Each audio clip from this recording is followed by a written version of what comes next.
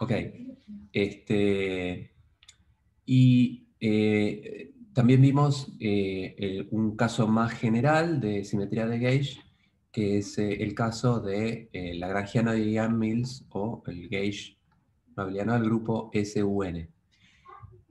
Como venimos hace ya 4 clases desarrollando este formalismo, la clase de hoy, lo que pretendo es presentar una clase un poco distinta de lo que venimos haciendo, pero sobre los mismos contenidos. O sea, lo que voy a hablar es de qué es la cromodinámica cuántica, que es el caso de una simetría de gauge que nos da la descripción de la interacción fuerte, que en la teoría se lo llama cromodinámica cuántica, ¿no? El cromo porque es la teoría del color, que tiene que ver con la simetría de color que vimos al principio de cuando hablamos de grupos de simetría y modelos de quarks.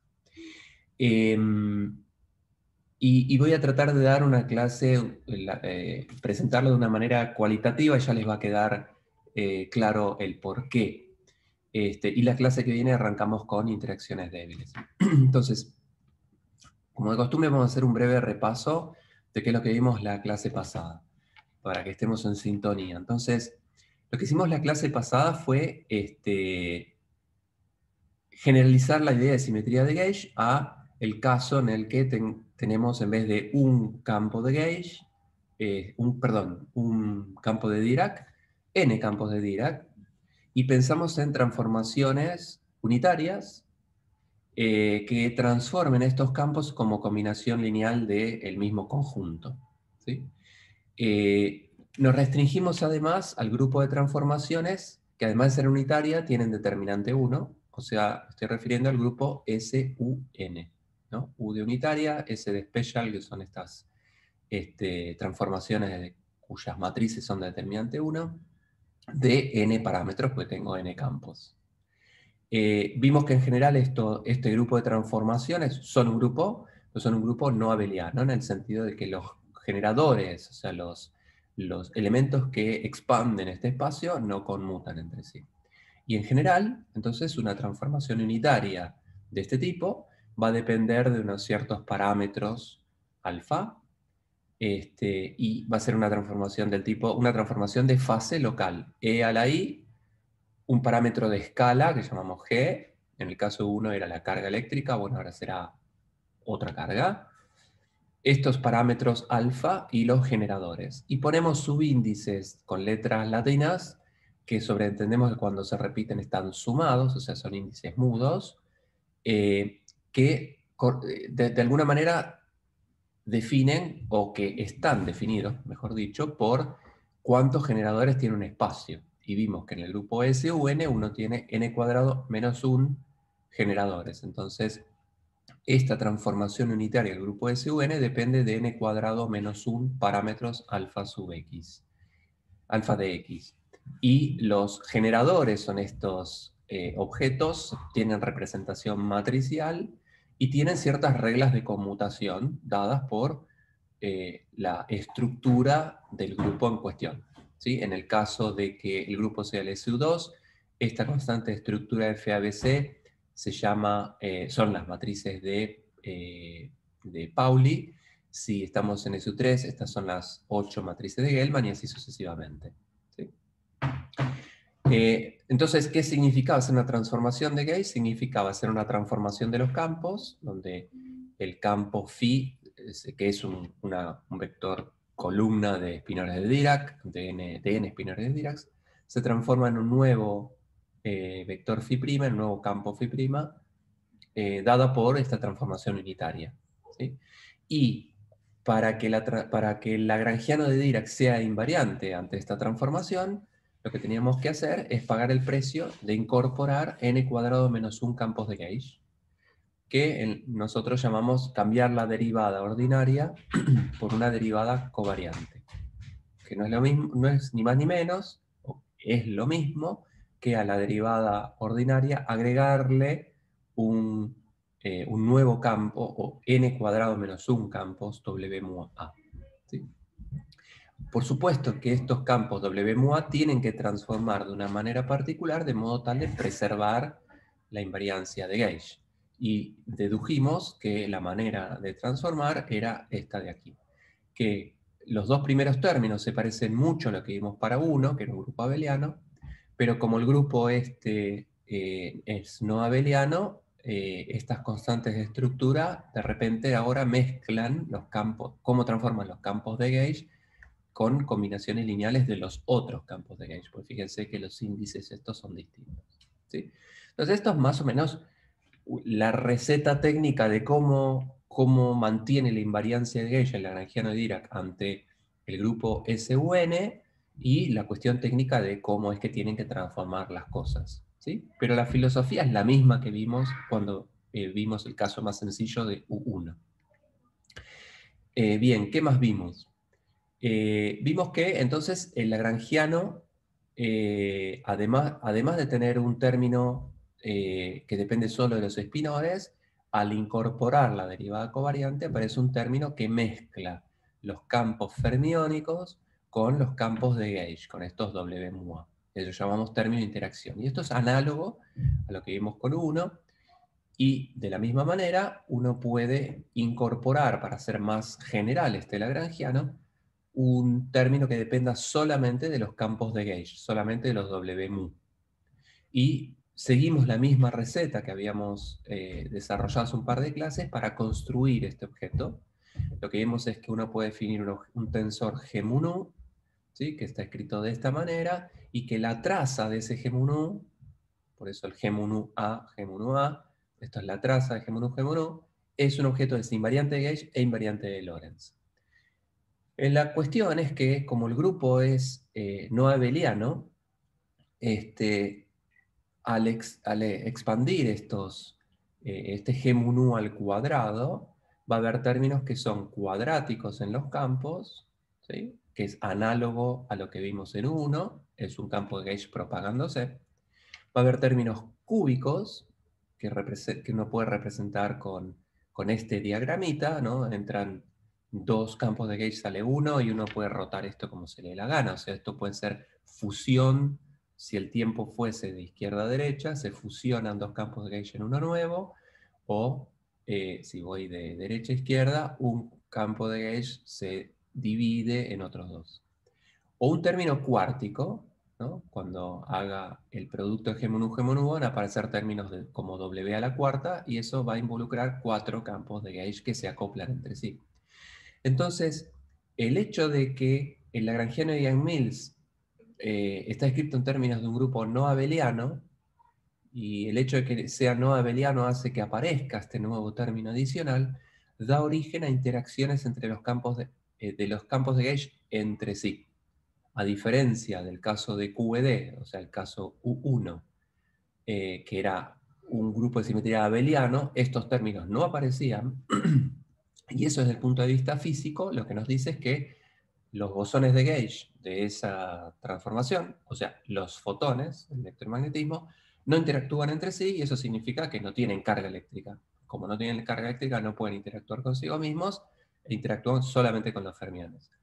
Ahora, en el caso del lagrangiano de Yang-Mills, como el grupo es no abeliano y aparecen estos términos, esto lo que está diciendo es que los fotones, entre comillas, de esta interacción sí interactúan entre ellos y por ende tienen carga de color, ¿sí? Lo que me había quedado colgado de la clase pasada es un ejemplo particular de esta estructura que acabo de mencionar, en el caso concreto de SU3, ¿sí? Entonces, el lagrangiano de Yang-Mills corresponde a la invariancia lagrangiana de Dirac ante el grupo SUN. O sea, la lagrangiana de Yang-Mills en definitiva son infinitos lagrangianos. En el caso particular de SU3, ese es un lagrangiano de Mills, lo vamos a llamar QCD por Quantum Chromodynamics o cromodinámica cuántica, que es el tema de la clase de hoy, y que les voy a contar en lo que queda de la clase por qué este lagrangiano describe bien lo que nosotros conocemos de las interacciones fuertes. Entonces, lo importante es que para cada campo de Dirac, psi, que represente, por ejemplo, un quark, cada uno de esos quarks tiene un grado de libertad adicional, ¿sí? Que es el color. Entonces un quark U puede ser U rojo, U verde, U azul o U verde, ¿no? Estar en cualquiera de estos tres estados. O un quark D, lo mismo, y lo mismo para cualquiera de los quarks conocidos. Pero fíjense que esta psi corresponde al mismo tipo de quark, ¿no? En esta teoría de Yang-Mills, si ese es el grupo SSU3, entonces hay 8 campos de gauge, 3 al cuadrado menos 1, estos son los 8 generadores del grupo SU3, que se van a acoplar con los quarks de manera similar a como acoplan los fotones, que se acoplan con este término de interacción, ¿no? El término de interacción es psi techo, gamma mu, el generador psi y el W a mu. Entonces, si saco el W a mu y digo que estos son mis 8 gluones, ¿no? Los campos de gauge, en el caso de SU3 son 8 campos de gauge, miro este término sin el W mu a, ¿no? Esto es lo que tengo en el otro slide, en este, ¿no? Entonces esto es psi techo, phi techo, gamma mu, un generador, elijo uno de los generadores para que vean la pinta que tiene esto, por phi, y saqué el W mu. Entonces el psi techo será un psi techo red, psi techo blue, psi techo green, gamma mu. T6 es una de las matrices de Gell-Mann, que es esta que está acá, y el phi, que es el vector columna de los campos fermiónicos.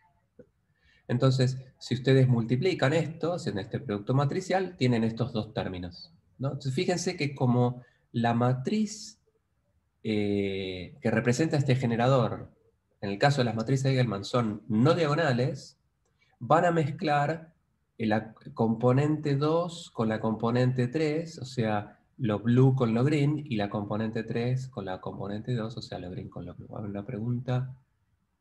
Creo que esta página no... No, esta página está en el, perdón, en el PDF de la clase pasada. O sea, lo tenés en algún momento, pero bueno, nada. Entonces, la pinta de este término, si uno la quiere ver con cuidado, fíjense que mezcla los campos de gauge. Esto significa que entra un quark verde y sale un quark azul. Y esto significa que entra un quark azul y sale un quark verde. Y yo recuerden que le saqué, debí haberlo dejado para que sea más claro, saqué el campo de gauge de acá, ¿no? El gluón, ¿no? Entonces, ¿qué es lo que quise decir acá? Uno podría con la matriz con el generador lambda 6 y el lambda 7 de Gell-Mann, construir dos operadores como el análogo del operador de subida y bajada, o sea, podría cambiar el T6 y el T7 por un nuevo T6 y un nuevo T7, es simplemente un cambio de base, para mostrar claramente, ¿no? Descompongo esta matriz en esta y en esta. ¿Por qué? Porque esta es la que me dice, bueno, estás mezclando un quark green con un blue y este también, un quark blue con un green. Entonces, si miro este pedacito solo, esto significa, entra un quark verde y sale un quark azul, entra un green y sale un blue. ¿Sí? Y este término se acopla con el bosón de gauge. ¿Sí? Vuelvo a repetir, tendría que haberlo dejado explícitamente en este slide, pero fíjense que el término de interacción es el campo fermiónico, gamma mu, el generador, el campo fermiónico y el campo de gauge. ¿Sí? Entonces eso significa que tengo dos campos fermiónicos, que son estos dos, y tengo que adosarle el campo de gauge. ¿Está bien? Ahora, como esta simetría, como esta transformación es una simetría y hay asociada una carga, lo que se conserva es la carga de color en este caso. ¿Sí? Entonces, si viene una partícula con carga de color verde y sale un azul e interactúa con un gluón, este gluón, para que se conserve la carga, tiene que tener blue anti-green, de modo tal de que en el estado inicial yo tengo color blue nada más, porque green, green del quark y anti-green del gluón se anulan, entonces queda carga blue, y al final sale una partícula con carga blue, o sea, la carga se conservó. Y eso lo que me está diciendo es que los gluones tienen que tener carga de color, ¿sí? Tienen que tener carga de color y anticolor, de modo tal de preservar la invariancia de gauge, que significa que, recuerden que si lagrangiano es invariante, el teorema de Nether dice que hay una carga conservada, en este caso la carga es lo que está asociada a la simetría de color, entonces se tiene que conservar la carga de color. De la misma manera que en U1, en electromagnetismo, se conserva la carga eléctrica, bueno, acá se conserva la carga de color. Y los gluones entonces tienen que tener carga de color y anticolor. Y eso es consistente con, vuelvo a los slides de la clase de hoy, con que estos gluones tienen carga de color, y si tienen carga de color, interactúan consigo mismos. ¿Sí? Entonces tiene sentido que los gluones, a diferencia de los fotones, interactúan consigo mismos porque tienen carga de color. ¿Está bien? Bien.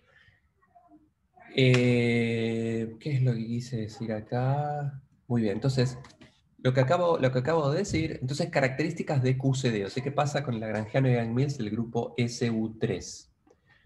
Como acabamos de ver, por cómo es la estructura del lagrangiano, los campos de gauge tienen que tener carga de color, ¿sí?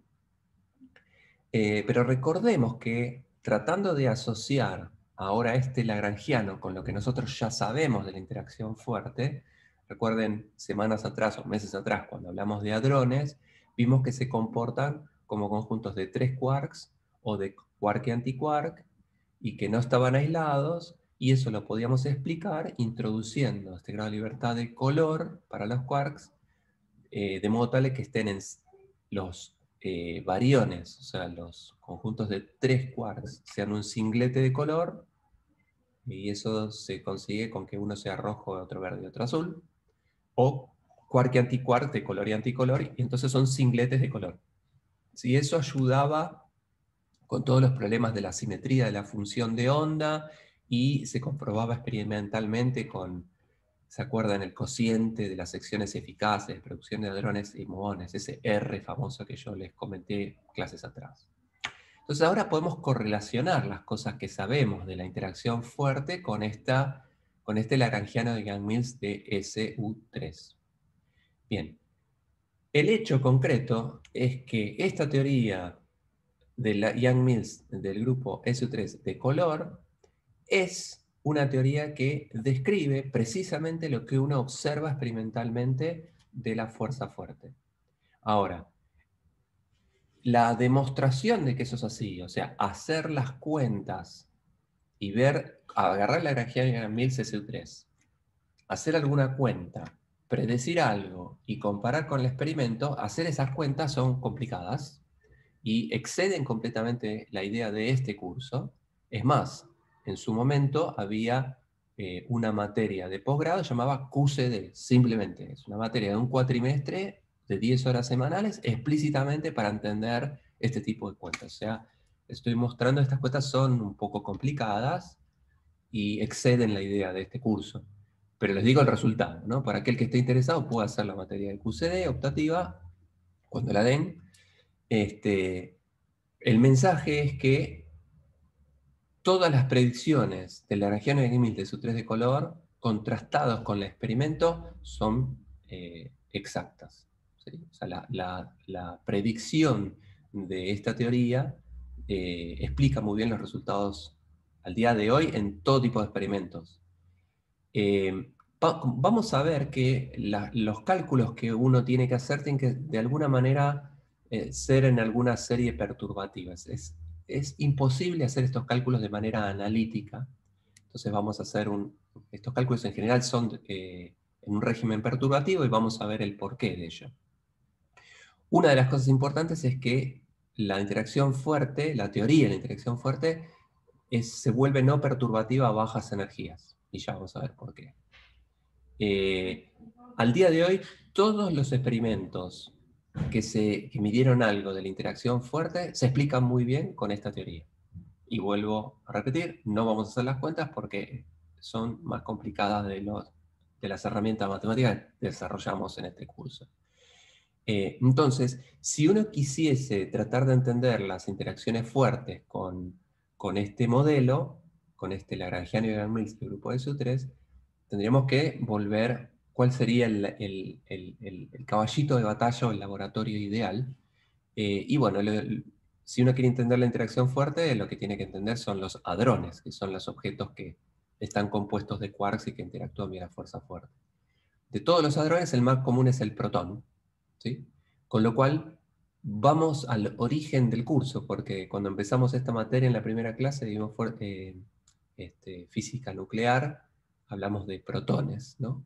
El protón es la partícula más conocida, la mejor medida, entonces vamos a tratar de entender la fuerza fuerte estudiando nuevamente el protón. Muy bien, entonces, ¿hasta acá estamos bien?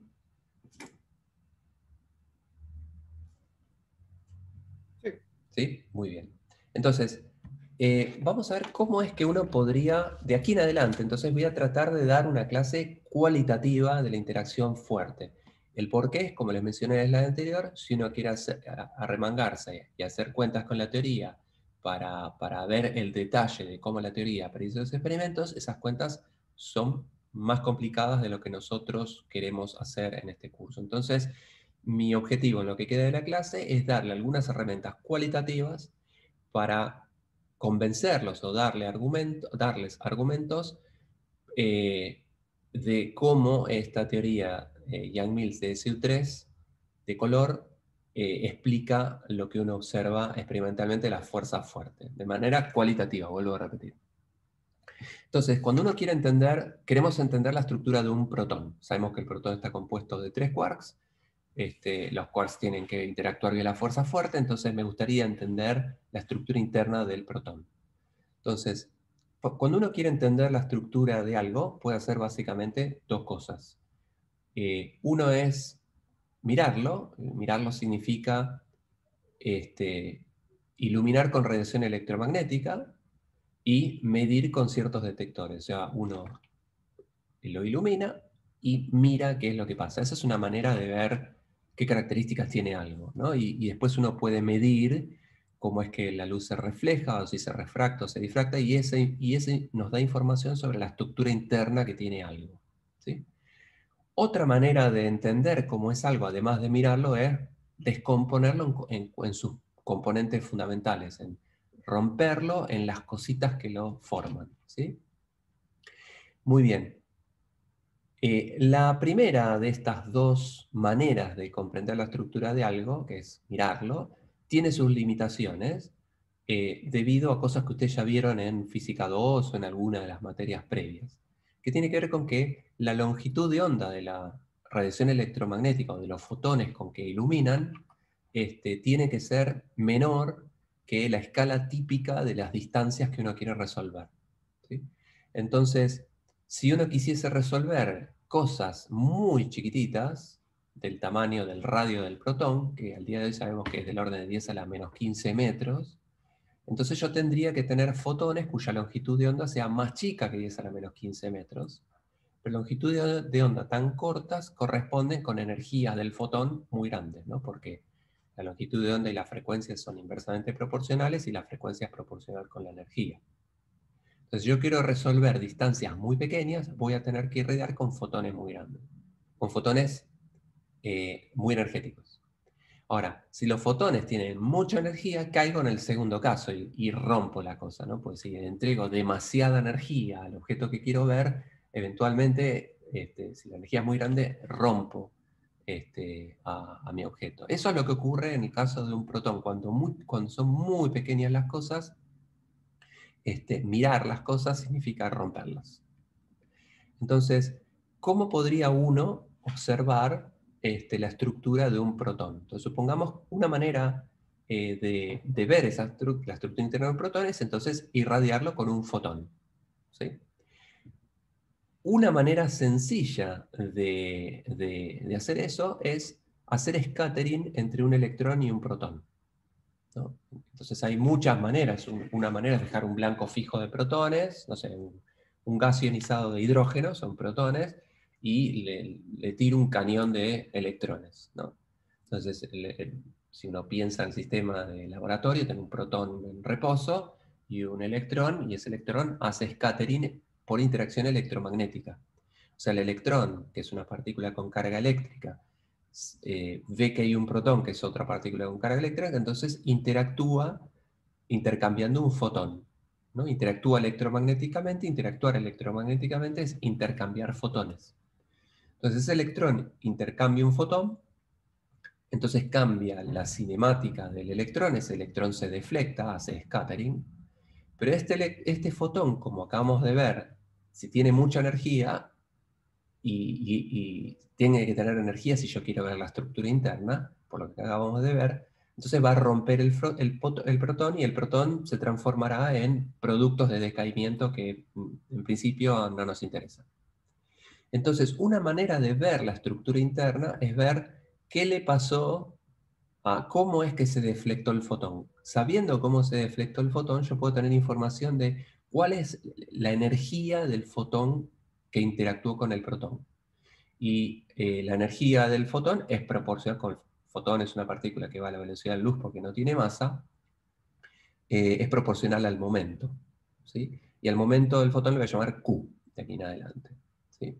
Entonces, midiendo en un experimento cómo es que se deflecta este electrón, o sea, midiendo, por ejemplo, su energía y el ángulo con el que se deflectó respecto a la posición inicial, yo puedo deducir cuál fue la energía del fotón que interactuó con este protón, ¿sí? Bien, entonces pensemos ahora en el caso de, quiero entender con un poquitito más de precisión cómo sería la descripción del scattering entre un electrón y un protón. Entonces pensemos lo siguiente. Eh, eh, Hay una diferencia entre una interacción si las partículas son fundamentales y si no lo son. Entonces pensemos en una interacción electromagnética entre partículas fundamentales. Por ejemplo, la interacción entre un electrón y un quark. ¿Sí? Al día de hoy sabemos que el electrón y el quark son partículas fundamentales. Fundamentales en el sentido que no tienen estructura, a diferencia del protón. El protón son 3 quarks y gluones. ¿Sí? Entonces, como no es fundamental, primero entendamos el scattering entre dos partículas fundamentales. Entonces, el tiempo transcurre de izquierda a derecha, viene un electrón, intercambia un fotón, porque el electrón tiene carga eléctrica y los quarks también la tienen, entonces intercambian un fotón, y como resultado de esa interacción hay un scattering, el electrón cambia su dirección de movimiento y el quark también. ¿Sí? Entonces pensemos en la cinemática de este proceso. Por conservación de la energía en impulso, hay, entre el estado inicial y el estado final, hay 4 magnitudes conservadas, las 3 del impulso y la de la energía. ¿Sí? Entonces, eh, o sea, lo que quiero ver es qué necesito para describir este problema. Entonces, la descripción del problema, la interacción entre dos fermiones de Dirac, está descrito por el cuadrimpulso de las partículas que salen. ¿Sí? Entonces tengo un electrón y un quark que se escaterearon, este electrón tiene su Pmu, este tiene su Pmu, Pmu es un cuadrivector, entonces tengo dos cuadrivectores, esos dos cuadrivectores definen completamente la cinemática de este problema. Entonces 2 cuadrivectores significan 8 numeritos. Entonces necesito 8 números para describir exactamente la cinemática de este proceso, o sea, el scattering entre dos partículas puntuales. Ahora, quiero ver qué vínculos tengo, cuáles son las condiciones de contorno de esto. Entonces, lo que les estaba comentando es que la conservación de la energía impulso me da 4 vínculos. 3 para la conservación de P, 1 para la conservación de la energía. Después, cada una de estas partículas tiene que satisfacer la relación de dispersión relativista. Pmu al cuadrado tiene que ser una constante, igual a m cuadrado. ¿Sí? Y eso lo tengo tanto para el electrón como para el quark. Tengo 2 condiciones de vínculo más. Entonces tengo 4 vínculos por la conservación de la energía y el impulso, 2 por la relación de dispersión de cada una de las partículas. Y después hay una cuestión de simetría en el plano transversal. O sea, si yo hago un scattering en una cierta dirección, entonces si yo tiro mi electrón y mi quark en el eje Z, yo puedo hacer un experimento de modo tal de que elija la colisión en un cierto eje de simetría. Entonces, como el impulso en el plano transversal, a donde vienen las partículas, es 0, porque vienen en un eje, colisión a colisión, esos tipos se van a mover en un plano ¿sí? Que tiene simetría de rotación respecto del eje Z. ¿No? Si Z es el eje en el que vienen las partículas, tengo simetría de rotación.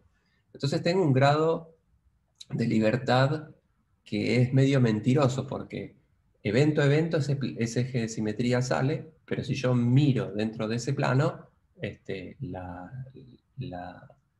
la cosa es la misma para todos los planos, para un dado ángulo. Entonces tengo una simetría de rotación, que es una condición de vínculo más. Entonces, ¿cuántos grados de libertad necesito para describir este problema de manera correcta?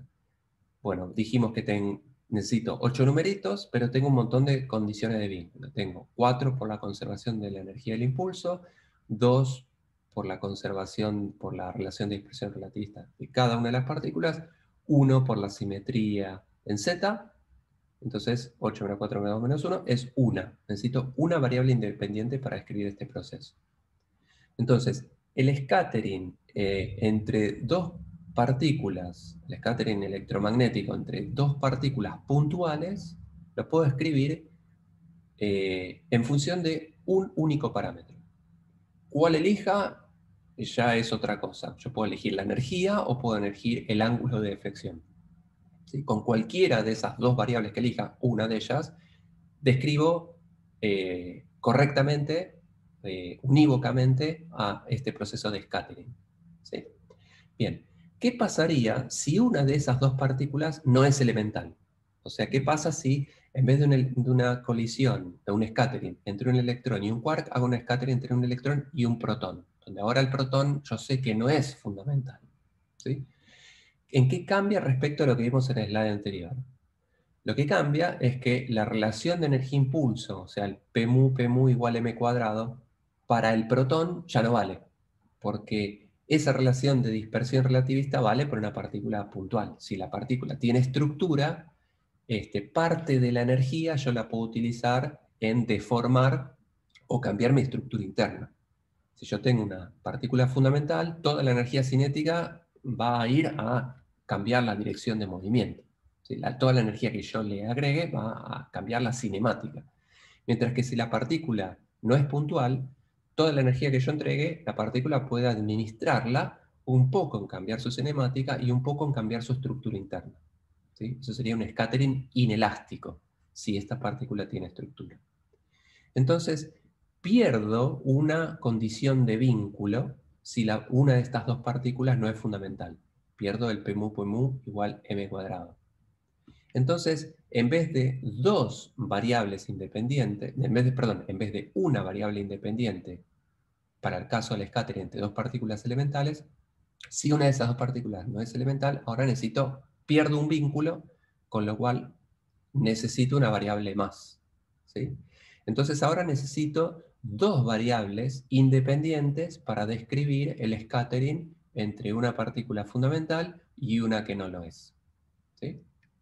Bien, ¿cómo es que se hace esto en un experimento? Experimentalmente uno lo que hace es medir distribuciones de probabilidad. Por ejemplo, fijo la energía, o sea, tiro todos los electrones con la misma energía y mido cómo es la distribución angular, cómo es que se escaterean esos electrones. Eso me va a dar una distribución, ¿no? Porque este es un proceso estocástico. Algunos se deflectan más, otros se deflectan menos. Entonces, fijo la energía, mido la deflexión, el ángulo de deflexión. O fijo el ángulo de deflexión y mido la energía. Entonces, tengo dos distribuciones de probabilidad. ¿Sí? Ahora, si el problema depende de dos variables, cuando yo cambio el valor de la energía, si el problema depende de dos variables, no debería haber un cambio en la distribución de θ, porque si el problema depende de dos variables, las dos variables son independientes, al cambiar una, necesariamente la otra no tiene por qué cambiar, o no necesariamente tiene que cambiar la otra, si son independientes.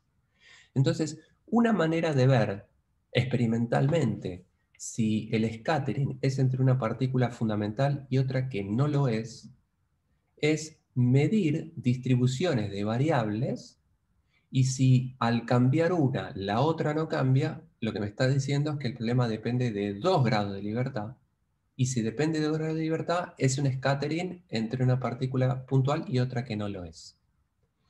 En contraposición, si yo cambio la energía y necesariamente cambia la distribución angular o viceversa, las variables no son independientes. Y si no son independientes, entonces no depende de dos variables, depende de una sola.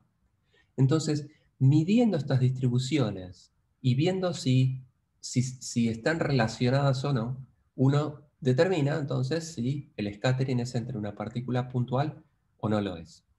Este gráfico lo que muestra es una mediciones, ¿sí?, de la sección eficaz en función de la energía de los fotones, de este Q cuadrado, esto es la energía del fotón incidente, y uno mide la sección eficaz en función de esa energía y compara, los puntitos son resultados experimentales, y compara con la predicción si el scattering fuera elástico, o sea, si el scattering fuera entre dos partículas puntuales, ¿no? Y obviamente las distribuciones son distintas, lo que indica es que eh, este proceso de scattering entre un electrón y un protón no es entre dos partículas puntuales, ¿no? Esta es la demostración experimental de que una de estas dos partículas no es fundamental. Ya sabemos que el electrón lo es, entonces la conclusión es que el protón no es una partícula fundamental, ¿sí? Bien. Lo interesante de esto es que, entonces, les acabo de contar que experimentalmente uno puede demostrar que el protón no es una partícula fundamental, o sea que es una partícula que está compuesta de otras cosas, ¿no? Ese es un resultado importante. Lo sorprendente es que si yo aumento la energía del fotón, ¿sí? Si el fotón incidente sobre el protón es cada vez más energético, la sección eficaz, en vez de depender de dos variables, empieza a depender de una única variable. ¿Y eso qué significa? Que el scattering a muy altas energías, cuando la energía del fotón es muy alta, el scattering, en vez de ser entre un electrón puntual y algo que tiene estructura, es entre un electrón puntual y otra cosa puntual, porque si la sección eficaz depende de una sola variable, ya vimos que el scattering es entre dos partículas fundamentales. O sea que a altas energías, experimentalmente, uno observa que la interacción entre el electrón y el protón en realidad es la interacción entre el electrón y algunos de sus constituyentes, que esa sí es una partícula fundamental, ¿sí? Bien, a fines de la década del 60, un tipo llamado Bjorken, que desde el punto de vista teórico describió lo que ahora llamamos el scaling de Bjorken, que es lo siguiente. En el marco de una teoría de campos, si una partícula está compuesta de partículas puntuales y la interacción entre esas partículas puntuales se diluye, o sea, converge a cero cuando la energía aumenta, entonces la sección eficaz depende de una variable. O sea, lo que hizo Bjorken fue demostrar analíticamente, en el marco de una teoría de campos, el resultado experimental que yo les acabo de describir, ¿sí? Que a energías muy altas, la interacción entre una partícula puntual y una partícula compuesta de otras cosas se transforma entre la interacción entre la partícula puntual, el electrón, y alguno de sus constituyentes como si estuviese libre. Significa que a una colisión o un scattering a muy alta energía entre un electrón y un protón, el electrón no interactúa con todo el protón, interactúa como que targetea a muy alta energía, puede resolver muy bien dónde está el quark e interactúa solo con ese quark, ¿sí? Y lo que hizo Bjorken fue demostrar desde el punto de vista teórico, cuentas que no vemos en este curso, que uno puede demostrar en el marco de la teoría de campos que nosotros desarrollamos este comportamiento que acabamos de ver, ¿sí? Entonces, el hecho de que a energías altas la dispersión o el scattering entre un protón sobre un protón en realidad sea sobre alguno de sus constituyentes, Feynman llamó a sus constituyentes, los llamó partones, ¿sí? Es el nombre que se le da. Y la pregunta es si estos partones, en el contexto de esta teoría de campos, si no tiene relación con lo que habíamos visto del modelo de quarks, ¿sí? Recuerden que el modelo de quarks fue previo y el origen de ese modelo de quarks es completamente distinto al formalismo que estamos desarrollando ahora de campos de gauge, ¿sí? Recuerden que cuando introdujimos el modelo de quarks, lo hicimos simplemente por una cuestión tipo la tabla de Mendeleev, de ver números cuánticos estáticos, sin hablar de la dinámica de nada, sin pensar en el scattering de nada. Pensamos, bueno, ¿cómo puedo fabricarme un conjunto de estados que se correspondan con las partículas, con las características de las partículas descubiertas, desde el punto de vista de su carga eléctrica, su spin y demás? El modelo de quarks era una herramienta de contabilidad, mientras que acá los partones son campos de Dirac, de una teoría, de este modelo teórico que estamos desarrollando. Entonces la pregunta es si estos partones, que son los constituyentes del protón y que son campos fermiónicos que entran en una teoría de Gauge, si no serán los quarks a los cuales llegamos con un modelo contable, ¿sí?, al tratar de describir los hadrones. Por ejemplo, el protón. Esa es una pregunta completamente válida, y para responderla lo que hay que hacer es medir propiedades de estos partones, medirle la carga, medirle el spin, y ver si se coinciden con las propiedades que tienen los quarks en el modelo de quarks. El resultado concreto es que cuando uno mide las propiedades, por ejemplo, los números cuánticos de los constituyentes de los hadrones, por ejemplo del protón, lo que obtiene son exactamente los mismos números que predijo Gell-Mann en su modelo de quarks. ¿Sí? Entonces, lo que les quiero transmitir con esto es que hubo un conjunto de desarrollo teórico, ¿no? Este scaling de Bjorken, y bueno, este modelo de teoría lagrangiana de campos que construimos en las últimas clases, que nos dan una herramienta predictiva, ¿sí? Y por otro lado, tenemos ciertas cosas que sabemos sobre la interacción fuerte, por ejemplo, cosas como el modelo de quarks.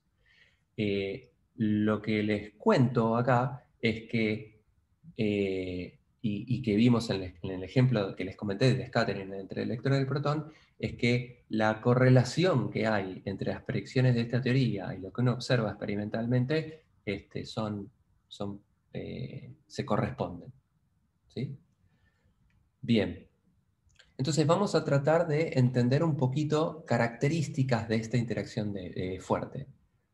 Como les acabo de contar, entonces esta teoría de Yang-Mills, el grupo SU3, tiene predicciones que son consistentes con lo que uno observa experimentalmente.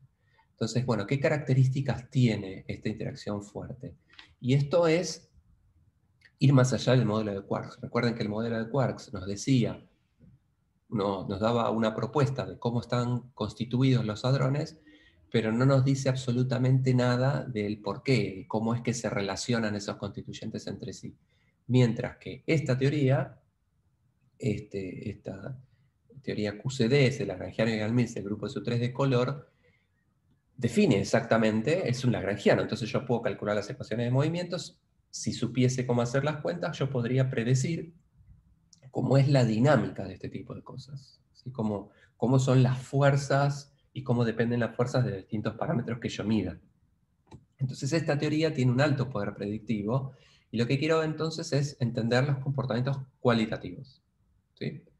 Entonces, cosas que se observaron hace ya casi 40 años, 50 años, es que a energías muy altas, como les comenté, los quarks dentro de un hadrón parecían casi libres. Y eso es lo que les comenté con el scattering electrón-protón, que la descripción de ese scattering dependía de dos variables, entonces era un scattering inelástico, pero a medida que la energía aumentaba, la descripción de ese scattering dependía de una única variable, y eso lo que me decía es que la interacción entre partículas puntuales, entre el fotón o el electrón y alguno de los constituyentes del hadrón, como si estuviesen libres. ¿Sí?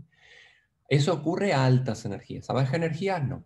La interacción se hace muy intensa, a punto tal de que si yo quisiese arrancar un quark dentro de un hadrón, eso energéticamente no es favorable, a la naturaleza no le gusta. ¿Sí?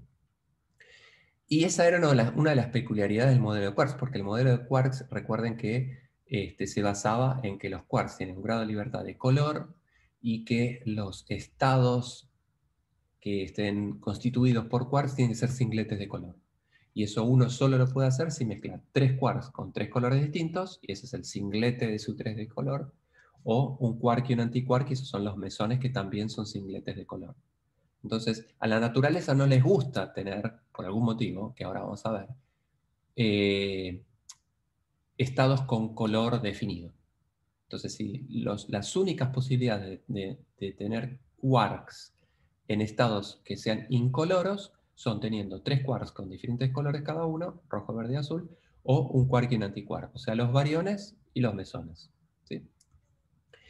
Bien, hubo un tipo que se llamó Tufte, que a principios de los años 70, y acá les pongo la referencia al paper para quien quiera leerlo, demostró teóricamente que una teoría de gauge del grupo SU3, o sea, QCD, efectivamente tiene este comportamiento. O sea que si uno hace las cuentas con esta teoría de gauge que vimos en la clase pasada, poniendo n igual a 3, y hace las cuentas que yo les dije que si las quieren hacer, hagan el curso de QCD como materia optativa, el comportamiento dinámico es lo que acabamos de ver, que a altas energías los quarks se ven libres dentro de un hadrón y a bajas energías los quarks tienen la interacción fuerte es cada vez más intensa. Y a este muchacho le dieron el Nobel 28 años después por esta descripción teórica de la interacción fuerte. Recuerden entonces que la función de onda de color que agregamos hace un par de meses para arreglar el problema de la estadística de los eh, eh, hadrones, que eran fermiones, es la responsable de mantener confinados a los partones dentro de esta simetría de gauge. ¿Sí? ¿Qué significa eso? Si yo tengo, por ejemplo, un mesón, ¿no? Un estado incoloro, quark antiquark, ¿sí? Y los empiezo a separar, ¿sí? Eh, o sea, les aumento la distancia, o sea, estoy pensando en problemas de baja interacción de energías más bajas, ¿no? A los quarks no les gusta, a la naturaleza, perdón, no le gusta que las cosas tengan color, entonces empiezan a aparecer más gluones entre estas dos partículas, ¿sí? Cuanto más las separo, más gluones o gluones con más energía, a punto tal de que estos gluones tienen tanta energía que del vacío generan un par partícula-antipartícula, ¿sí? Como ocurría con el fotón, el electrón y el positrón, que vimos cuando vimos la ecuación de Dirac. Bueno, en vez de ser un campo de gauge fotónico, es un campo de gauge gluónico, y ese gluón entonces del vacío genera un par partícula-antipartícula con el color que corresponda, de modo tal de hacer otro mesón incoloro y bajarle la energía, y hacer otro mesón incoloro y bajarle la energía. ¿Sí? Y esto yo lo puedo repetir ad infinitum. Si ahora separo estos bichitos del vacío, estos gluones tendrán tanta energía que a la naturaleza, para minimizar la energía, le va a gustar entregar un par quark-antiquark para reducir la distancia entre estos quarks y formar un estado singlete de color, como lo tenía al principio. Entonces, esto lo que significa es que si yo quiero arrancar un quark dentro de un hadrón, la naturaleza va a ver eso como energéticamente desfavorable, va a aumentar la energía, aumentar la tensión, y entonces del vacío van a proliferar pares partícula-antipartícula para nuevamente bajar la energía. ¿Sí? Y lo que va a proveerme son quarks con el color correcto, de modo tal de volver a tener singletes de color, o sea, partículas incoloras. Entonces, querer arrancar un quark dentro de un hadrón, lo que va a hacer es formarme más hadrones, todos estados incoloros. ¿Sí? A ese comportamiento se le va a llamar confinamiento. Confinamiento en el sentido de que si yo quiero agarrar un quark y dejarlo libre, un quark libre sería un estado con color, la naturaleza eso no le gusta, entonces siempre la naturaleza lo confina a estar con otros quarks en un singlete de color. Entonces esa característica la llamamos confinamiento. ¿Sí? La otra propiedad importante que tiene QCD es lo que llamamos libertad asintótica y explica el porqué a altas energías, por qué la interacción entre los quarks desaparece. Porque recuerden que habíamos visto que cuando en el scattering electrón-protón, cuando la energía del fotón es muy alta, la interacción era entre el electrón y el quark libre. Si el quark está libre es porque no interactúa con el resto. Entonces, a altas energías, los quarks se ven libres. A esa característica cualitativa de esta interacción la llamamos libertad asintótica. ¿Sí? Entonces, para entender esta libertad asintótica, tenemos que hablar de un caso que conozcamos, que es lo que llamo polarización del vacío en el electromagnetismo. ¿Sí? Entonces, vamos a tratar de entender qué significa la polarización del vacío en el electromagnetismo para después explicar qué es la libertad asintótica. ¿Está bien? Bien, entonces, pensemos en un electrón, ¿no? Supongamos que tengo un electrón en el vacío. ¿Sí? Nosotros ya vimos que si este electrón tiene suficiente energía, eventualmente puede emitir un fotón. ¿Sí? Entonces viene un electrón, supongamos el tiempo va de izquierda a derecha. ¿No? Tengo un electrón en el vacío, ese electrón eventualmente puede perder energía y emitir un fotón, y este fotón puede decaer en un par electrón-positrón, que se vuelvan, por ejemplo, a recombinar en otro fotón, que vuelva a dar un par electrón-positrón, y así sucesivamente. ¿Sí? Entonces, un electrón, nosotros ya vimos en el curso que una partícula no es, un campo de Dirac no es solamente una partícula, sino que puede ser esa partícula y todas las que pueda excitar del vacío, dependiendo de la energía que tenga. Entonces, un electrón eventualmente es ese electrón más todas las posibles radiaciones de este tipo que yo les acabo de comentar. Ahora, fíjense que por cómo es la interacción electromagnética, que el electrón emite un fotón y el fotón puede generar un par electrón-positrón. El fotón no interactúa consigo mismo, no tiene carga eléctrica. Este par electrón-positrón, yo lo puedo pensar como un pequeño dipolito, ¿no? Porque tengo una carga negativa y una carga positiva a una cierta distancia. Entonces, este electrón puede generar del vacío como una especie de dipolo, un conjunto de dipolos que lo rodean. ¿Sí? Y ustedes ya vieron en física 3 o en teórica 1 que si uno tiene una carga rodeada con dipolos, si yo tengo una carga externa, esa carga externa ve la carga esta apantallada. O sea, una partícula en un material dipolar, ¿sí? una partícula dentro de un dieléctrico, el campo eléctrico que genera esta partícula dentro del dieléctrico es menor que la carga del campo eléctrico que genera la carga sola, si no existiese. Entonces, por polarización del vacío en QCD me refiero a este fenómeno de que el electrón en el vacío lo que puede hacer es radiar fotones, y esos fotones generar pares electrón-positrón, que los veo como dipolos. Entonces el electrón está vestido con el vacío polarizado, y ese vacío polarizado lo que hace es atenuar la intensidad de la carga eléctrica de este electrón, porque es este electrón rodeado de un montón de dipolos, o sea, rodeado de un dieléctrico. ¿Sí? Entonces, en QED se da este fenómeno de que el electrón se va apantallando su carga a medida que yo más lejos me vaya. ¿Sí? Entonces, cuanto más lejos, cuando la carga que interactúe con este electrón esté cada vez más lejos, más serán estos dipolitos. Cuanto más dipolitos tenga, más apantallada está la carga del electrón, y a distancias muy grandes el apantallamiento es suficientemente grande. Ahora, ustedes ya vienen haciendo experimentos macroscópicos con cargas eléctricas.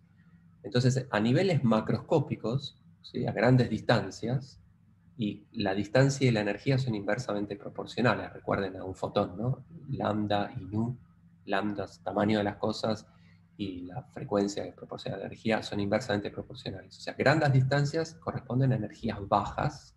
O sea, en la vida cotidiana, a distancias macroscópicas y energías relativamente bajas respecto a la energía que hay dentro de un hadrón. El acoplamiento entre partículas electromagnéticas se llama constante de estructura fina, alfa, le pongo explícitamente alfa del electromagnetismo, alfa QED, y es 1 sobre 137. O sea, la interacción entre dos partículas cargadas, entre dos electrones, la escala de esa interacción tiene que ver con lo que se llama la constante de estructura fina, y es un numerito 1 sobre 137, esto lo vieron en física 4. Si es 1 sobre 137, es constante, ¿no? La interacción entre dos partículas macroscópicas cargadas, si están separadas 1 metro, 2 metros, 50 metros, sigue siendo 1 sobre 137. La amplitud de eso. Por supuesto hay un factor 1 sobre r cuadrado, pero la magnitud de esa interacción es una constante. Pero cuando yo disminuyo la energía, cuando yo disminuyo la distancia, o sea, cuando aumento la energía, cuanto más cerca me voy, o sea, cuanto más energético es el proceso, el apantallamiento se desvanece, o sea, disminuye el apantallamiento, entonces veo más carga y la interacción aumenta. ¿Sí? Entonces eso es lo que uno ve desde el punto de vista experimental, que la interacción entre dos partículas con carga eléctrica es constante a una misma distancia, siempre la misma, independientemente del estado cinético que tengan, a distancias muy grandes, o sea, macroscópicamente, o, que es lo mismo, a energías bajas. Pero cuando uno mira a distancias más pequeñas, este apantallamiento disminuye, y entonces la carga real que veo, si está menos apantallada, veo más carga, y esta alfa aumenta. ¿Sí? Y eso se mide experimentalmente. A energías más altas, la interacción electromagnética es más intensa. ¿Sí? Entonces, una manera de explicar este fenómeno es a través de lo que se llama la running coupling constant del electromagnetismo. ¿Qué significa esto? Lo que acabo de contarles es que la intensidad de la interacción entre un fotón y un electrón depende de la carga eléctrica, que nosotros tomamos como que la carga eléctrica es una constante. Y el valor experimental de este acoplamiento es proporcional a la carga al cuadrado. Esta es la constante de estructura fina del electromagnetismo. La carga electrónica al cuadrado sobre 4pi es lo que uno llama alfa, y esto es 1 sobre 137 macroscópicamente. Si digo eso es porque estoy diciendo que la carga de electrón es lo que corresponde, es un número fijo. ¿Sí? Ahora bien, pensemos que tengo el scattering entre dos partículas con carga eléctrica, entre dos electrones, ¿no? Tengo un electrón que viene y hace un scattering con otro electrón intercambiando un fotón. ¿Sí? Ese es el proceso que quiero describir. Ahora, este electrón podría tener este fotón podría emitir un loop, un dipolito en el medio, o podría tener dos dipolitos en el medio, o infinitos dipolitos. O sea, yo podría poner lo que se llama loops de fermiones en el medio de este fotón, ¿no? Es el análogo de este proceso que les comenté hace un ratito. Pero uno lo puede calcular en la teoría, uno puede calcular la sección eficaz de esto, ¿no? Entonces, si yo tengo un electrón que es scattering con otro electrón, lo que tengo que hacer es sumar las amplitudes de probabilidad de todos estos procesos. Sumar el caso en el que tengo un fotón solo, un fotón con un loop, un fotón con dos loops, un fotón con infinitos loops. O sea, la interacción es en realidad entre un electrón y algo efectivo que sea la suma de todos estos elementos de matriz. ¿Sí? Ahora, por supuesto que la amplitud de probabilidad de este proceso va a ser distinta del proceso sin ningún loop. O sea, la interacción entre un electrón y otro electrón no es solamente este proceso. Puede ser con un loop, con dos loops, con cualquiera de ellos o con todos. Yo, si quiero calcular el scattering entre un electrón y otro electrón, lo que tengo que hacer es sumar estas amplitudes de probabilidad y elevarlas al cuadrado. ¿Sí? Y eso va a ser la descripción de un fenómeno colectivo. Ahora, si yo quiero pensar que tengo un electrón que interactúa con el otro electrón vía el intercambio de un fotón de momento Q, lo que puedo hacer es absorber todas estas contribuciones en cambiar cuál es la carga del electrón. Es decir, bueno, para un fotón de tanta energía, ¿cuál es la carga efectiva que ve? La carga contando toda la polarización. ¿Sí? Y eso depende de la energía del proceso, ¿no? Que es lo que les decía. cuanto más lejos o más cerca, o sea, cuanto menos energía o más energía, la carga que yo veo es distinta. Esa cuenta uno la puede hacer redefiniendo qué es la carga eléctrica, ¿sí? Redefiniendo qué es la carga eléctrica, redefiniendo quién es este alfa, porque recuerden que alfa es la carga al cuadrado dividido 4pi. Entonces, a esto se le llama renormalización. Significa, existe una carga E0 que es la carga de electrón desnuda, la carga de electrón si no existiese nada, ¿sí? Pero como pueden darse estas excitaciones del vacío, dependiendo de la energía yo voy a ver más o menos carga eléctrica. Entonces renormalizo la carga eléctrica dependiendo de cuál sea la energía, ¿sí? Eso lo que me dice es que esta constante de acoplamiento del electromagnetismo depende de la energía, depende del Q al cuadrado. El Q es el impulso del fotón, el Q cuadrado es la energía del fotón. O sea que la interacción electromagnética depende de cuán energético sea un proceso, ¿sí? Y uno puede hacer esta cuenta calculando cuál es...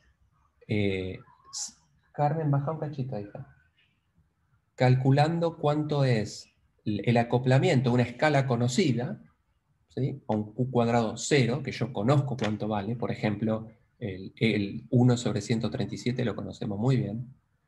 Y si uno hace esta cuenta, ¿sí? El resultado de toda esta cuenta de considerar los infinitos loops e integrar sobre todo las posibles variables, la dependencia de la constante de estructura en función de la energía cuadrado tiene esta forma funcional, que no viene al caso de dónde viene la cuenta.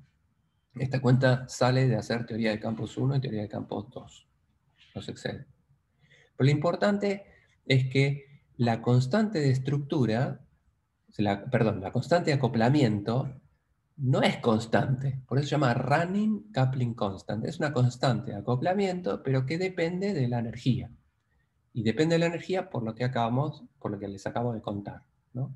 De que a mayor distancia o menor distancia, o sea, dependiendo de la energía con la que yo veo las cosas, veo más o veo menos carga eléctrica. Entonces la carga eléctrica, de alguna manera, la estoy renormalizando. Esto se llama renormalización en teoría de campos. Bien, por cómo es la cuenta, acá hay un factor menos, y entonces la constante, esta de estructura, decrece con la distancia, ¿sí? Entonces el comportamiento de esta constante de estructura con la energía del fotón es a energías muy bajas, cuando el Q cuadrado es chiquitito, la constante de estructura se estabiliza en un valor medianamente constante, que es el que vemos macroscópicamente, 1 sobre 137, pero energías más altas, o sea, cuando yo me acerco cada vez más al electrón, menos apantallado está y la interacción empieza a aumentar, ¿sí? Ahora, uno podría decir, bueno, esto diverge, y la pregunta sí, eso diverge, pero a energías del orden de 10 a la 26 gigaelectronvolt. Y a esas energías ya no sabemos cómo se comporta ninguna teoría. O sea, a esas energías no, primero que no hay ningún resultado, es imposible medir nada a estas energías al día de hoy, y no sabemos si la teoría funciona a estas energías. Con lo cual, bueno, y para darles un poco más de información, el crecimiento de este comportamiento de la constante de acoplamiento electromagnética es muy lento. Es muy lento, ¿qué significa eso? Bueno, a escalas de energías muy bajas, con la vida cotidiana, alfa es del orden de 137, 1 sobre 137. ¿No? Eso es lo que vieron ustedes en física 4. Bueno, ¿cuándo empieza a cambiar esto? Bueno, energías muy altas, por ejemplo, a 193 gigaelectronvolts, o sea, a la masa de 193 protones, esta es una energía muy alta, alfa cambió de 1 sobre 137 a 1 sobre 127. O sea, cambió menos del 10% desde nada hasta energías extremadamente altas. Son las energías que uno puede hacer en los experimentos actuales. Y esto lo que muestra es 1 sobre alfa en función de la energía. Y estas son mediciones de distintos experimentos. Que lo que muestran es que esta constante de acoplamiento electromagnética hace este running, o sea que cambia de valor dependiendo de la energía. sea que el acoplamiento electromagnético depende de la energía. Y la manera de absorber esa dependencia es redefiniendo cuál es la carga eléctrica. La carga eléctrica que uno ve de una partícula depende de cuán lejos o cuán cerca yo esté de esta partícula por este efecto de apantallamiento. ¿Sí? Bien, ¿se entiende lo que acabo de explicar? Esto es una descripción de la interacción electromagnética. Recuerden que en nuestra clase es QCD, la interacción fuerte. ¿Sí? Entonces, lo que les acabo de contar es cómo funciona, o sea, qué significa que la constante de acoplamiento del electromagnetismo no sea constante, o sea, que tenga este running, dependa de la energía. Y se explica con el apantallamiento que acabamos de ver. ¿Se entiende hasta acá? Sí. Bien, muy bien. Entonces, vamos a ver cómo sería el caso, pero para QCD. ¿Sí? Entonces, en el caso de QCD, el efecto de polarización del vacío es al revés. ¿Por qué? Volvamos a pensar el caso del electrón. Bueno, ahora pongo un quark, ¿no? Ese quark puede emitir un gluón, de la misma manera que el electrón podía emitir un fotón. Este gluón puede emitir un par quark-antiquark, fenómeno. Pero los gluones, a diferencia de los fotones, interactúan entre sí con vértices de 3 patitas y con vértices de 4 patitas. ¿Sí? Entonces, a diferencia de los fotones que solamente podían interactuar con fermiones, los gluones, que son los campos de Gauge de la interacción fuerte de SU3, pueden interactuar entre sí. Recuerden que lo vimos al principio de la clase, los gluones pueden interactuar vía interacciones de 3 gluones o de 4 gluones. Y recuerden que los gluones tienen carga de color, a diferencia de los fotones que no tienen carga eléctrica. Los fotones, como pertenecen a un grupo abeliano, no interactúan entre sí, o sea, no tienen carga, mientras que los gluones, que tienen carga de color, pueden interactuar entre sí y tienen carga. Entonces, cuanto yo vea más lejos, a mayor distancia, lo que va a ocurrir es va a haber una proliferación de carga de color, porque yo puedo generar cada vez más y más gluones. Y como los gluones tienen carga, cuanto más lejos yo me vaya, más carga de color voy a ver. Entonces, en vez de apantallar la carga de este quark, lo que ocurre es una proliferación de cargas, porque estos gluones tienen carga, cada vez más carga de color. Entonces, en vez de apantallar la carga, a mayores distancias hay un antiapantallamiento. O sea que a mayores distancias la interacción, en vez de diluirse, como ocurre en el electromagnetismo, es al revés. A mayor distancia, más fuerte es la interacción. ¿Sí? Cuanto mayor es la distancia, mayor es la carga efectiva que yo veo, porque estoy antiapantallando, porque están proliferando cargas a través de los gluones. Entonces, para distancias cortitas, cuando miro muy cerca, altas energías, la interacción desaparece. Yo veo el quark libre, es lo que habíamos visto antes, ¿no? En la libertad sintótica, a distancias muy chiquititas, que es lo mismo, que energías muy altas, veo al quark como si estuviese libre. ¿Sí? Entonces la interacción es cero. Un quark libre no tiene interacción con nada. Pero a medida que me voy más lejos, la carga de color empieza a crecer y la interacción se vuelve cada vez más fuerte. ¿Sí? Y esto es lo que demostró analíticamente Tufts, que le comenté hace algunos slides. Esto uno lo puede demostrar haciendo cálculos con este lagrangiano de QCD. Entonces, volvamos a la analogía de lo que vimos antes para QED, para tratar de entender cómo se puede explicar este antiapantallamiento con el comportamiento de la constante de acoplamiento, con el coupling constant, que también hace un running en QCD. Entonces, si yo tengo dos partículas que interactúan vía gluones, o sea, supongamos que tengo dos quarks, ¿no? Que tienen su carga de color y interactúan intercambiando un gluón. Para intercambiar un gluón, podría ser intercambiar un gluón o intercambiar un gluón con un loop de quarks o intercambiar un gluón con un loop de gluones. Con un loop de gluones de 3 patitas, como el que tengo acá, una patita, otra y otra, 3 patitas, o esta que tiene 4 patitas, 1, 2, 3, 4. En este punto llegan 4 gluones. Entonces, cuando uno hace las cuentas, estos tipos interfieren destructivamente, tienen interferencias negativas, o sea, cambian el cálculo o el resultado de este cálculo. por cómo son estas integrales. Cuando uno hace la cuenta en teoría de campos, estas contribuciones al elemento de matriz, recuerden que para calcular esto yo tengo que sumar todas las amplitudes que tienen el mismo estado inicial y final, o sea, un quark y otro quark, con todos los posibles intercambios, ¿sí? Tengo que sumar todos estos y elevarlos al cuadrado. Y ahí va a haber fenómenos de interferencia constructiva o destructiva. Bueno, los gluones interfieren al revés que los loops de quarks.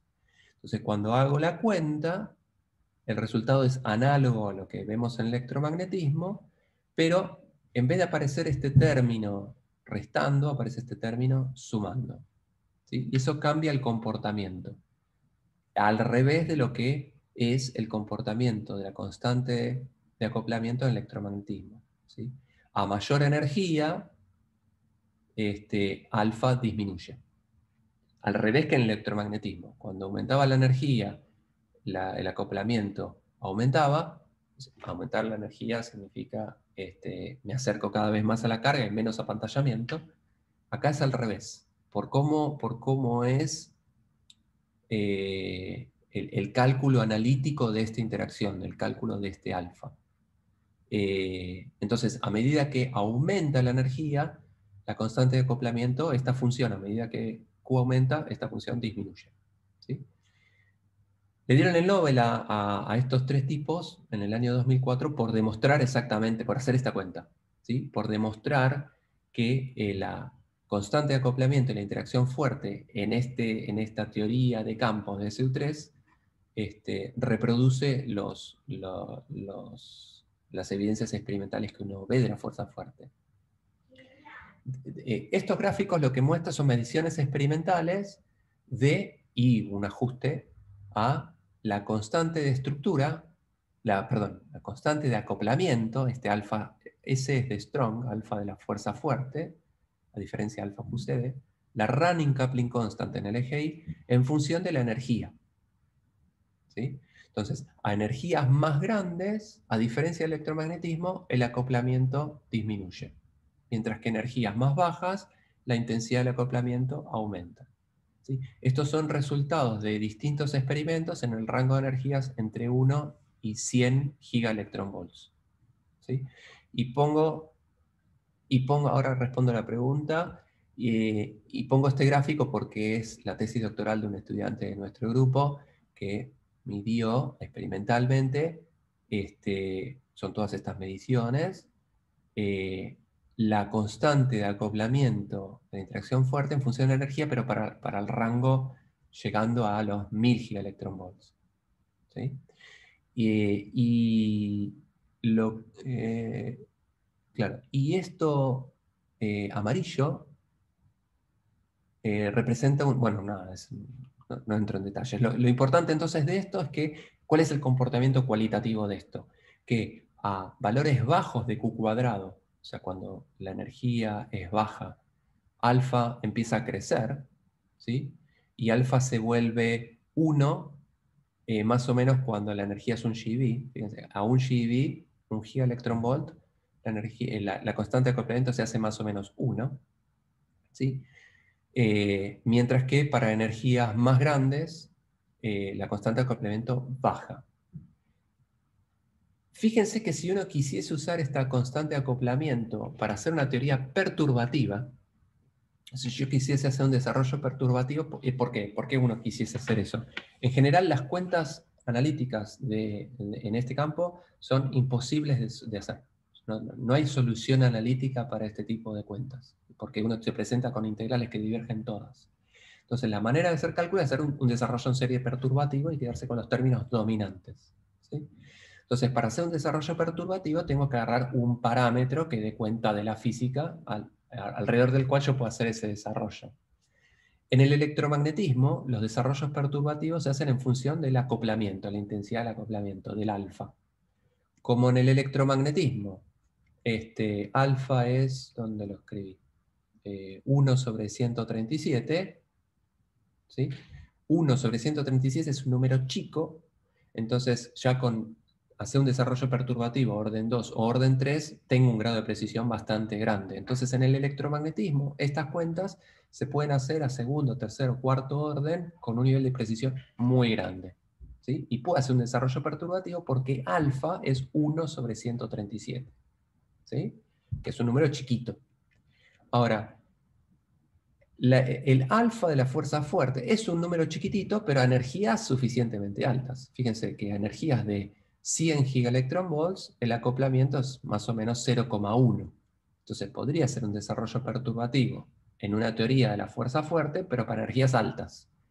A energías bajas, en particular por debajo de 1 gigaelectronvolt, que es la vida cotidiana, alfa diverge y entonces no tengo una teoría perturbativa, no puedo hacer una teoría perturbativa de la fuerza fuerte a energías bajas. ¿Sí? Bueno, había una pregunta, a ver, ¿por qué interferían destructivamente? Bueno, interfieren destructivamente porque cuando vos haces la cuenta, el signo de esto es distinto que el signo de todos los demás. O sea, estos diagramas que tienen gluones, el resultado de esta cuenta tiene signo opuesto, o sea, contribuye a cambiar, a no estar en fase con los loops de gluones. No se ve el gráfico, hay que hacer la cuenta. Es más, estas cuentas son muy complicadas y cada uno de estos términos diverge. O sea, la integral de de este diagrama de Feynman, de este elemento de matriz, diverge. El del siguiente diverge, el siguiente diverge. Lo que pasa es que la suma de todos esos infinitos términos converge a un valor finito. Y eso es una cosa interesante de la teoría. Por eso hacer estas cuentas es sumamente complicado. Sí, Walter. No, Andrés, ¿qué me querías preguntar?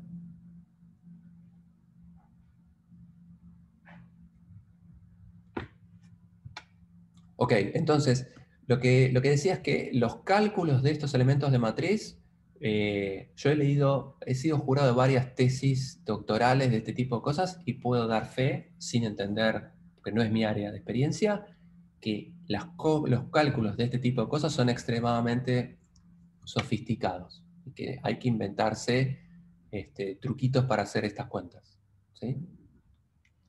Bueno, entonces, lo que estaba diciendo es que la constante de acoplamiento de la interacción fuerte tiene este comportamiento, que a altas energías se converge a cero, o sea, disminuye, entonces puede hacer una teoría perturbativa, pero a energías bajas, o sea, a distancias grandes, en casos macroscópicos, no.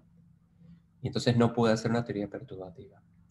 Entonces, resumiendo, lo que vemos es características cualitativas del lagrangiano de Yang-Mills que utilizamos para describir la interacción fuerte.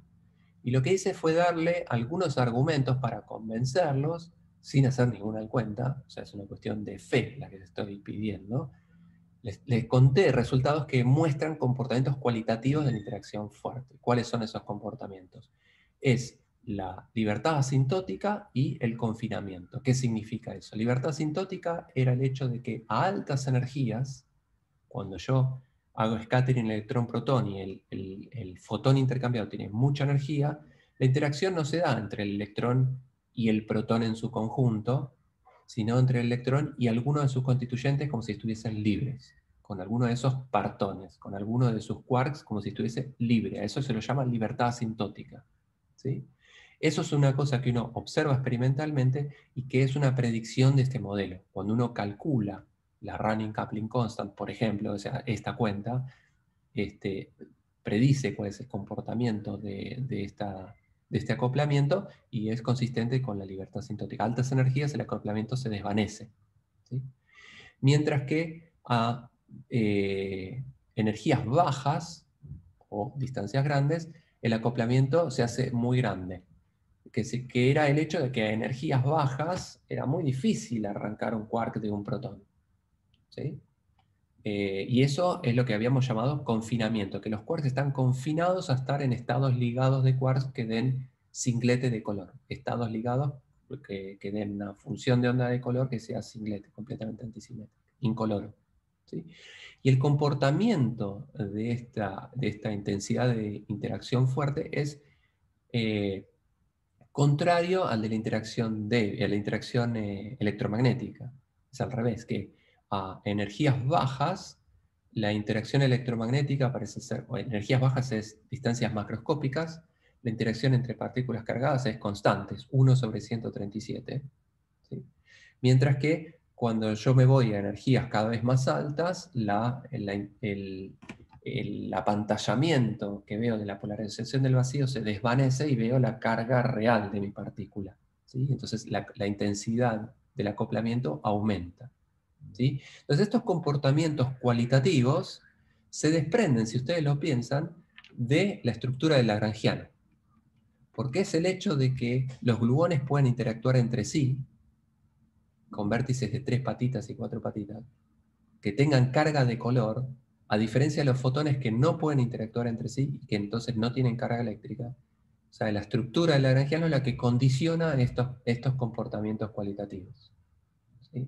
Entonces, el hecho de que la interacción fuerte y la interacción electromagnética tengan estos comportamientos está íntimamente relacionado con cómo es la estructura del lagrangiano. ¿Sí? Si el lagrangiano es 1, entonces este es el comportamiento que predice. Si el lagrangiano es SU3, este es el comportamiento que predice. ¿Sí? Y al día de hoy, por más loca que parezca esta teoría de QCD, al día de hoy uno puede hacer cálculos con cierto grado de precisión y en el rango de energías en el que se puede comprobar analíticamente los resultados, las predicciones teóricas con resultados experimentales, este modelo, este lagrangiano de QCD, describe perfectamente los resultados experimentales. Muy bien, a un grado de precisión bastante asombroso. ¿Sí? Entonces, el mensaje que les quería transmitir el día de hoy es ver cualitativamente, si uno puede, del lagrangiano de QCD, del lagrangiano de Yang-Mills SU3 de color, poder entender comportamientos cualitativos que tienen la fuerza fuerte, que son la libertad asintótica y el confinamiento. Tratar de ver si podemos establecer una correlación entre el lagrangiano y el comportamiento que uno observa experimentalmente. El porqué de que esto lo veamos de esta manera tan cualitativa, como les conté hoy, es que hacer estos cálculos excede lo que nosotros pretendemos de esta materia. ¿Sí? Hacer cálculos de QCD, pueden preguntarle a sus ayudantes, a los auxiliares de los TP, algunos de ellos hacen estas cuentas y no son triviales, escapan al objetivo que nosotros tenemos en este curso. Entonces, no quería dejar pasar QCD sin que ustedes entiendan las características principales, y el objetivo que me puse es que ustedes entiendan de qué relación hay entre la estructura del lagrangiano y el comportamiento cualitativo que tiene la interacción fuerte. ¿Está bien? Bien. Fuimos un poco rápido, pero mi intención era dejar unos minutos al final, como ya habíamos hablado unas clases atrás, para que ustedes tengan la oportunidad de hacer consultas. No sé si tienen alguna duda, comentario. Sí, yo tengo una duda, que no sé si es que estoy mezclando conceptos. Este hecho de que haya una carga efectiva me hace ruido con el hecho de que siempre, que siempre la naturaleza va a buscar situaciones con carga de color nula o incolora, y que este alfa pueda cambiar en base a que cambia la carga o que hay una carga efectiva, como me hace ruido eso. Ok, No sé si bueno, estoy mezclando cosas o... no, entiendo parcialmente tu pregunta. Una cosa tiene que ver con que el acoplamiento dependa de la energía, ¿no? El acoplamiento depende de la energía, por el caso de QC por ahí es más sencillo de entender, ¿no? O sea, si vos tenés una interacción entre dos partículas con carga eléctrica, puede ocurrir que vos tengas estos loops, y si vos querés describir efectivamente la interacción entre dos partículas con carga, al hacer esta cuenta, la interacción cambia, y eso lo podés describir diciendo, bueno, dependiendo de a qué energía yo estoy interactuando, la carga que va a haber. O sea, dependiendo de cuán lejos o cuán cerca esté, tanto más o tanto menos estará polarizado el vacío, y la carga se modificará un poquitito más o un poquitito menos. Eso significa absorber esta polarización del vacío en una... Carmen, baja un cachito, por favor. en renormalizar la carga. La intensidad del acoplamiento depende de la energía. Entonces tenés este running de la constante de acoplamiento. Eso se refiere estrictamente a la interacción entre dos partículas con carga, ¿sí? Por otro lado, Sí, en QCD ocurre que o ya vimos que en el modelo de quarks los hadrones son estados ligados de 3 quarks o quark y antiquark, y eso es consistente con que los estados ligados son incoloros, tienen que ser singletes de color, ¿sí? Entonces, si vos querés alejar, a ver si tengo este gráfico. Si vos tenés un singlete de color, ¿sí? Y aumentás la distancia, o sea, bajás la energía, si vos lo separás, ¿no? Se aumenta la distancia, que es lo mismo que la energía baje, la constante de acoplamiento en QCD, fíjate que cuando la energía baja, o sea, distancias grandes, diverge. O sea que la fuerza fuerte se vuelve cada vez más intensa. O sea que la tensión energética entre estos dos quarks, cuando vos los querés separar, aumenta, a punto tal de que si aumenta lo suficiente, puede generar del vacío pares de quark y antiquark. Entonces estos pares de quark y antiquark tendrán el color necesario para hacer que vuelvas a formar estados ligados incoloros. Entonces, por un lado tenés la intensidad de la interacción. Y por el otro, el hecho que si vos partís de un estado incoloro, vas a seguir teniendo estados incoloros, porque al querer separarlos, vas a generar partículas del mar, partículas del vacío, que van a tender a bajar esa energía. La energía le gusta minimizar su estado de energía, y eso lo hace proveyendo quark con el color necesario para que estos tipos estén en un estado de mínima energía, que es cuando están en un estado singlete de color. O sea, mínimo de energía para hadrones es singlete de color. Si vos querés romper ese singlete, o sea, si querés transformar ese singlete en un estado con color, a la naturaleza no le gusta y te va a dar del vacío lo que sea necesario para generarte estos estados incoloros. Y eso es lo que llamamos confinamiento, y está relacionado con este comportamiento de la constante de acoplamiento, que a distancias grandes la interacción se vuelve muy grande. Eso significa que la energía aumenta y a la naturaleza no le gusta eso. Entonces, para minimizar esto, lo que hago es, me genero estados que sean singletes de color.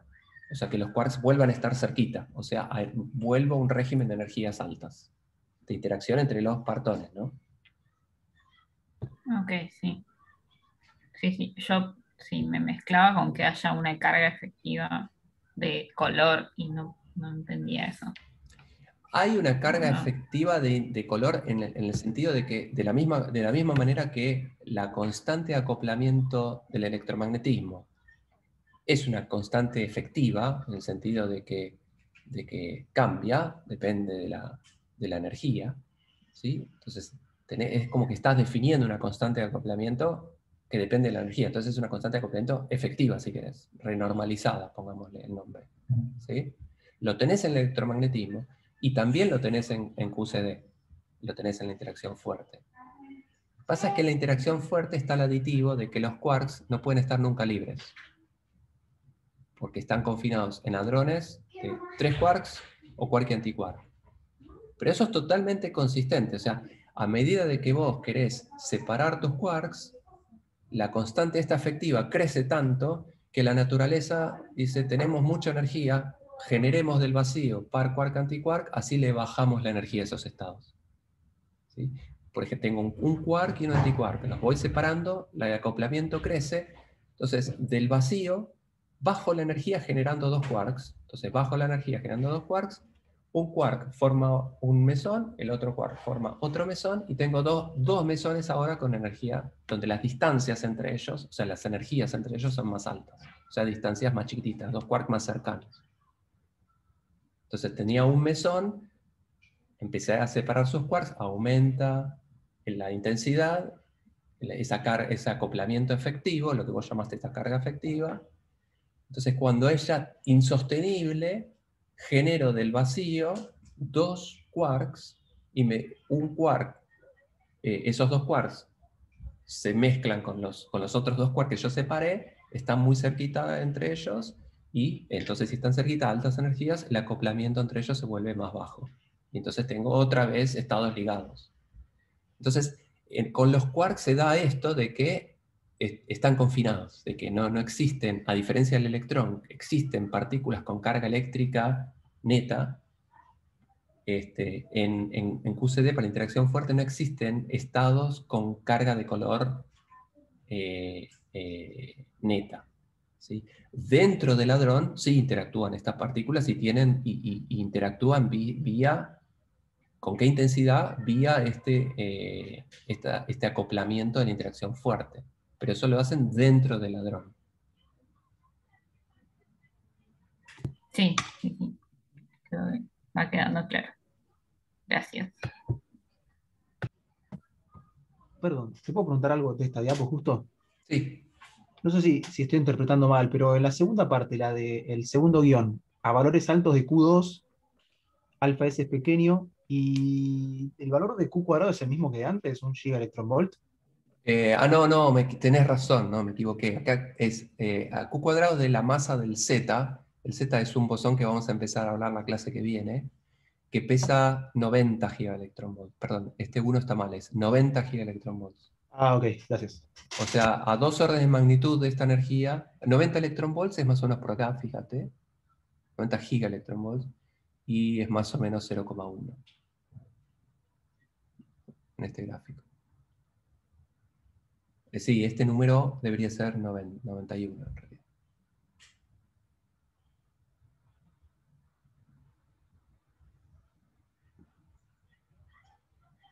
Bien. Ok, tienen bastante para digerir, así que bueno, hagamos una pausa y, y empezamos la práctica cuando decidan los muchachos.